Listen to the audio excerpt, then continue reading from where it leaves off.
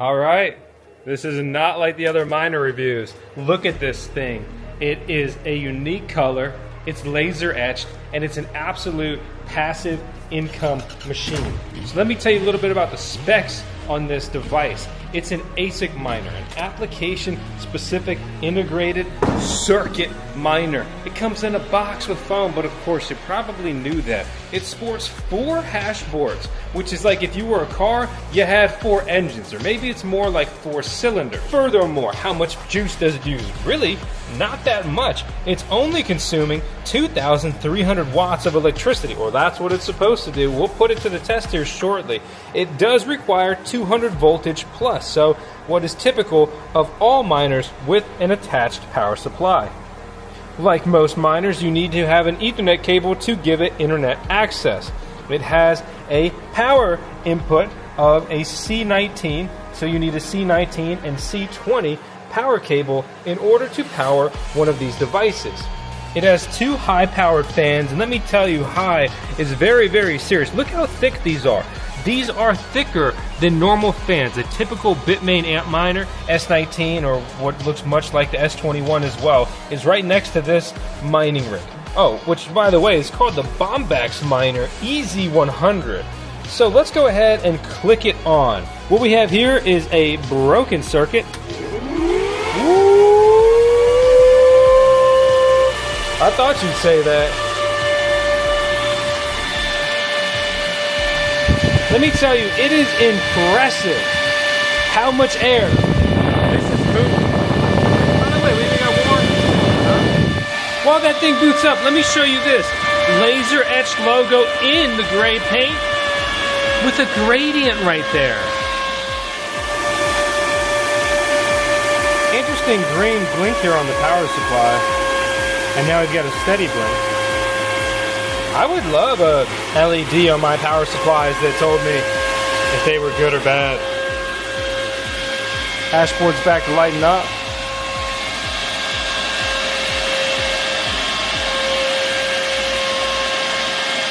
Very interesting.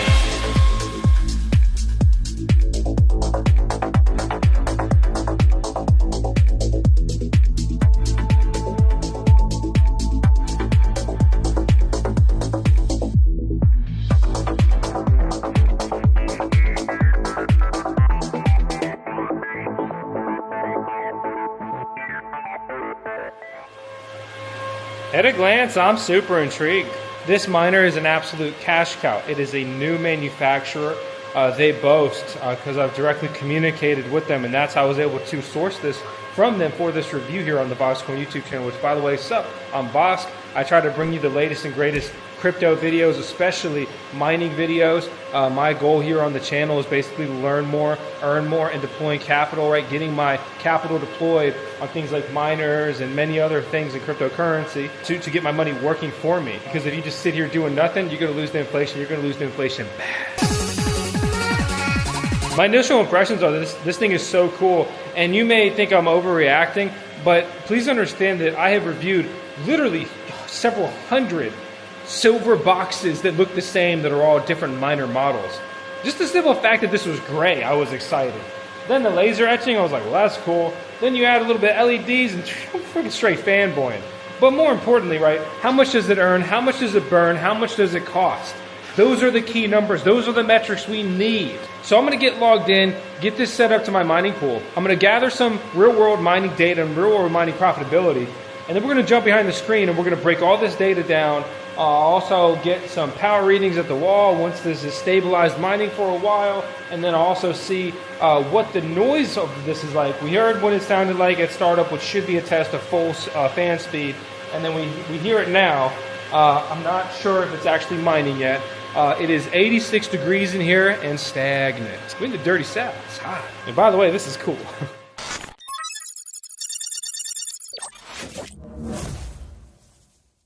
I'm nothing short of impressed with this mining rig. Impressive. This is remoting into the farm, remoting into the mining rig. When it comes to setting up mining rigs, you put power cables in, you put an Ethernet connection in so it has a internet connection, and then you just log into it and pretty much copy and paste your account or wallet address, and then you mine and get paid. I just log into my router app, I get the IP address, I name the device on my network. Easy, right? So I've got 192.168.7.181. And username, password is just going to be admin. If this crash course doesn't make you feel comfortable enough to set up a mining rig, please watch our 1-hour video guide where I go over everything that you could possibly need to know for setting up ASIC miners, the electricity, the internet, and just a bunch of tips and tricks I've learned along the way. I tested it with the auto IP suffix, and I'll show you on the mining pool. I don't really like that, but it's an interesting and cool feature to have. I love to have features, and whether I want to use them or not, it's going to be up to me. So I'm just using F2 pool here. I've heard that you can get better results on other mining pools for ETC and ZIL mining. I've mined on other mining pools before, but for the purpose of this test, I just threw it on here. So mining pool information, username, .worker name, passwords don't matter in this era, update, and then your information is input. As far as what else you can do in here is not much, which is expected and fine. The little up arrow is going to be the upgrade setting if you ever want to change the firmware, upgrade the firmware. You can reset it, which will be a factory reset here from the dashboard, and then that icon would be to just remotely reboot your miner. So I like the waves. That's going to be our status information. So we can see our uptime, our hash rate, we see the fan speed, the temperature of the chips, the board hash rate, and the assumed power consumption reported here from the dashboard. I see a reported hash rate that exceeds what the manufacturer says it does pretty significantly. It's more than 1,000 megahash better than it's supposed to be, reportedly. So we'll look at the mining pool data, which is what we get paid off of. That's what really matters and verifies this. But the point is, that's great. Miners oftentimes are, in this era, are over-reported and they barely meet their specs or even underperform. But another 1,000 megahash a second, compared to some other devices, that's like another free mining rig on top. So setup's super easy. You pick the cog icon and then you pick your coin type. So by default, it's set to mine ETC and ZIL.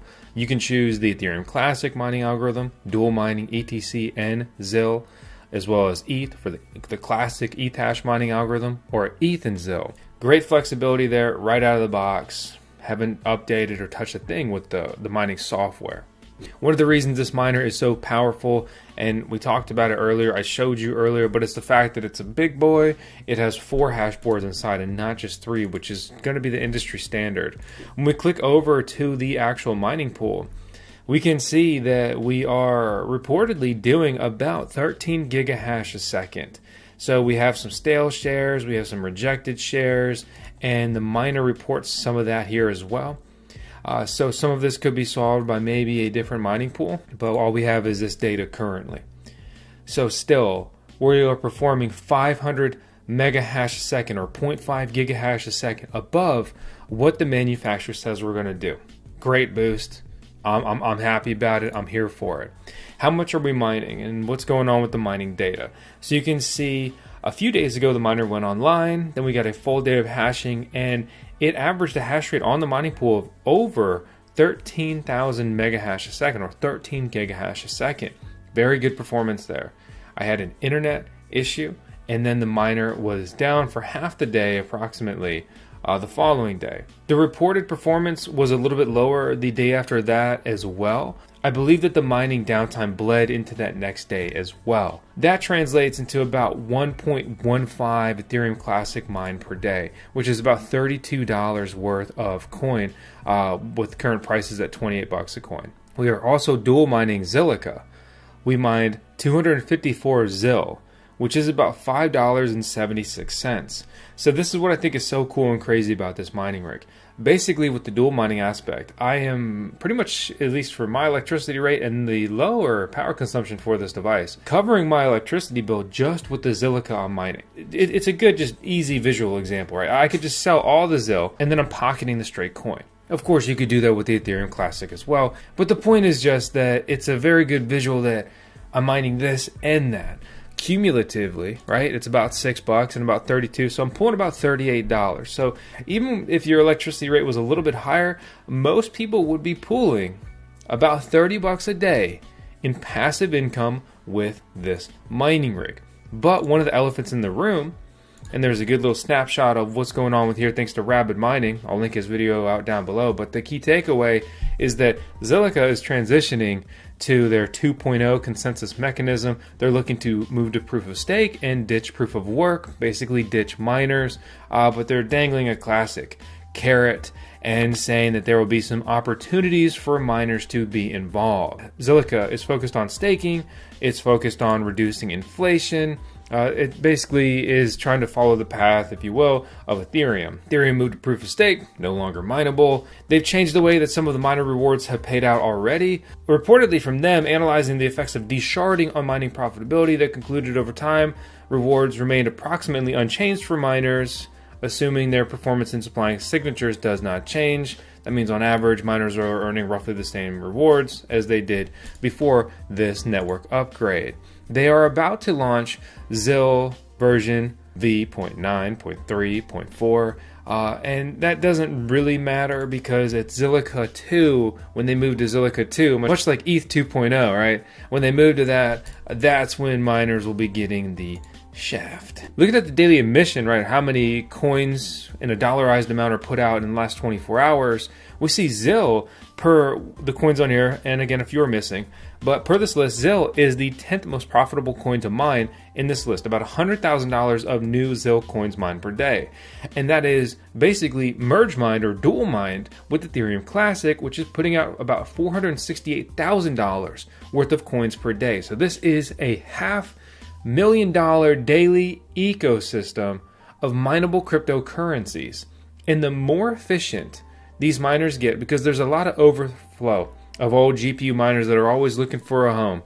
But the writing was on the wall for many years that GPU mining has unfortunately been going down the path of just being basically good for spec mining, not consistent mining returns. The point though is that there's a lot of money to be had in this mining ecosystem, and the more efficient these miners get, the more they will just be entirely dominated by ASIC miners, for better and worse. And it's not really going to be most ASIC miners that are displaced by new powerhouses like the Bombax miner EZ100. It's going to be the graphics cards that are limping along and barely profitable, unfortunately for them. Looking at the Bombax miner EZ100 specs again, 12,500 megahash a second, consuming 2,300 watts of power. Limited availability now, more availability in the next quarter. The reported price from their site is 18, nearly 19 grand. However, you can get this miner even cheaper if you head over to Coin Mining Central. Please use our link in the video description below because it supports the channel. But more importantly, use the code BOSSCOIN to save some coin, because they have the EZ100 listed at about 17 grand before any coupon codes are applied. They also have the EZ100C, which is a smaller, quieter, and even has the capability to be even more efficient than the EZ100. The EZ100 just has one mining mode. It mines as it is. The EZ100C has an eco mode where it mines at a lower speed, consumes less power, but goes down to 0.13 joules a megahash. That is a significant increase. That's about a 30% increase in efficiency over the EZ100. Nothing short of impressive. This miner is poised to be one of the absolute go-to miners for home miners due to its more affordable price point, smaller size. It's going to be probably like dead quiet, especially on the eco mode. It's even in the 3U chassis, so it can be deployed in classic server setups. And again, it's mining in a $500,000 daily ecosystem. Just so you understand, that means that this is the fourth biggest mining ecosystem in the world. There's Bitcoin, there's Dogecoin, merge mine with Litecoin, so that's just number 2. Then there's Caspa, and then there's Ethereum Classic and ZIL. I think it's unfortunate that ZIL wants to move away from mining. When you're a part of such a big mining ecosystem, and just the notoriety, the grassroots marketing in that, the support and just community you can build from the miners, just to ditch that and leave that behind, I don't like it. If you don't know, ZIL is 184th out of all cryptocurrencies and ranked by CoinMarketCap, and Ethereum Classic is up much higher at number 27 that commands a $4 billion market cap. Many people wonder, what does Ethereum Classic really do? What would you say you do here? Ethereum Classic is in essence Ethereum. It's actually, true essence, the original unforked Ethereum. But the biggest takeaway is that I think Ethereum Classic is incredibly handicapped by their lack of marketing and branding. Dude, ditch the Classic, give yourself some kind of cool, trendy name, and position yourself as the leading mineable platform blockchain. It's a shame. It would be so easy to make this project so much more interesting. Ethereum Classic, as it stands with its current branding and the way it lacks any real identity, makes it just like the ugly alternative to Ethereum. Even though I would much rather support ETC because it's mineable. This was an incredible opportunity to get this miner into review, so I appreciate Bombax for supporting us in that endeavor. We also have the EZ100C on order with them, so that will be really exciting to get in and review as well. I think that miner is actually more interesting to most people due to reasons already discussed. But if you've got capital and you are here for density, the Bombax EZ100, the big boy, is going to be one of the most profitable miners on an established mining ecosystem that you can possibly get. Ethereum Classic recently reduced their rewards. They don't have any incoming reward reductions like Caspa does every single month, and Caspa effectively halves annually. It would not surprise me if Ethereum Classic has more mining reward emissions in a few years than Caspa does. Caspa will have to increase exponentially in price throughout the future years to be able to maintain the third mineable spot as far as daily emissions go. So that instills confidence in me in this device long term, especially based off its efficiency. It is number one. It is the winner. And they boast that that's due to their proprietary research, technology, and design that only they have, that they've created, and their own manufacturing. This miner is so new you won't even see it on most mining profitability calculators yet, but at its current mining profitability, it would make it one of the top 5 most profitable mining rigs in the world right now. While this seems really expensive, compared to the other miners, it comes in at a pretty reasonable price point, especially for not only being comparable in mining profitability, but it is best in its own class. I'm not trying to come off shilly or whatever. This is exciting, and the machine so far has been nothing short of impressive. So I hope that you were impressed by this video and you subscribe and stick around on the VoxCoin YouTube channel where we're always trying to learn more, to earn more. If no other reason, I'm just here to make more videos so we can post more 10 seconds of tails, because we do that on every video. And that's how we're going to close out this video, because she's our CFO. It's time for me to pay her with a treat. That's going to be our Chief Frog Officer. We were checking out a tree frog this weekend, so that was fun. I love animals, so it's always fun. And Tails is always intrigued by them. You know, it's just it's a fun, stimulating experience, right? So hope you have a good one. Hope to see you on the next video as well.